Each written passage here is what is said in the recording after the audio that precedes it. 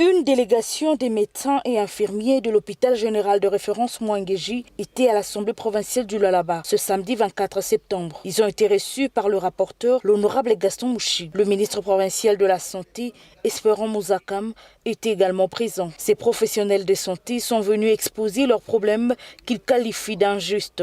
Ils ne sont ni engagés ni payés depuis 3 ans dans cet établissement sanitaire. À leur grande surprise, une liste circulerait pour engager des nouveaux médecins. Nous avons été informés que la DPS avait déjà reçu une liste qui comprenait les infirmiers et les médecins. Et sur cette liste, il n'y avait que 3 médecins, si je ne me trompe pas, selon les informations que nous avons eues à côté. Et nous autres ici, on ne s'y retrouvait pas. Espérant Mouzakam, ministre provincial de la Santé, maîtrisant la situation de ces professionnels de santé, a évoqué plusieurs déficits observés dans cet établissement. Il a également promis son soutien pour qu'ils soient rétablis dans leurs droits, moyennant la détention du numéro d'ordre. À ma grande surprise, j'ai constaté qu'il n'y a pas du sérieux au niveau du Mouangeji. La question que j'ai donnée, c'était que, comme on était en train de faire le contrôle, il fallait qu'à la fin de ce contrôle, on puisse voir tous ceux-là qui ont des affectations irrégulières, parce que les affectations doivent être faites par l'autorité politico-administrative et non par le chef de division. Les médecins qui n'ont pas de numéro, ils n'ont pas le droit d'exercer.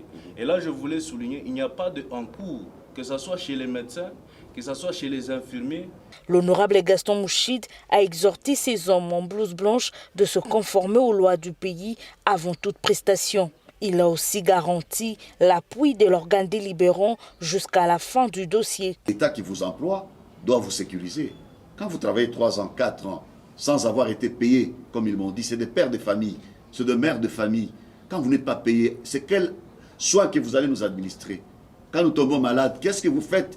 Ventre affamé, comment vous allez soigner, prendre en charge un malade pendant que vous n'avez pas le moyen? Même pas le transport. Il y en a qui habitent loin, ils n'ont rien. Ça, ce n'est pas correct.